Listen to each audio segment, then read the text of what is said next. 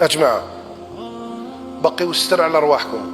اللي أعطاه ربي شي حاجة من الفضل ومن الإحسان ومن المعروف، بقي الستر على روحك وما تكشفش روحك، وخليها بينك وبين الله، وما يطالع عليها حتى واحد. وقول في نفسك، قول ومن بعد كي يطالعوا عليه واش رايحين يديروا لي؟ رايحين يهزوني من جهنم ويدخلوني للجنة؟ ما يديروا لكش. لا يملكون لأنفسهم شيئا، هما في ذاتهم لا يملكون لأنفسهم شيئا.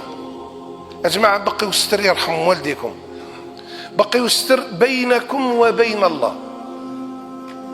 أنا قسمت لكم بالله، الرجل زوجته معه في فراشه والله ما هي عارفة باللي هو أبو العيال هذوك، أنا قسمت لكم بالله، وما هي عارفة باللي زوجها هو بابات هذوك اللي تاما اللي راهم لهيه، وهو يعولهم بالليل والنهار.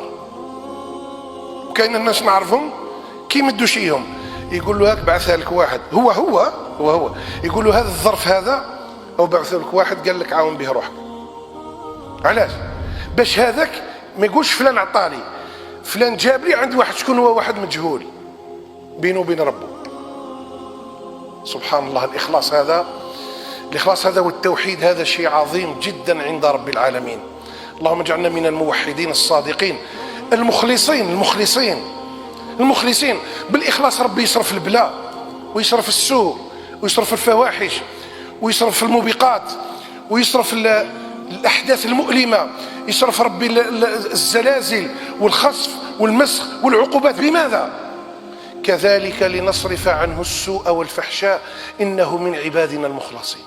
اللهم اجعلنا من المخلصين الصادقين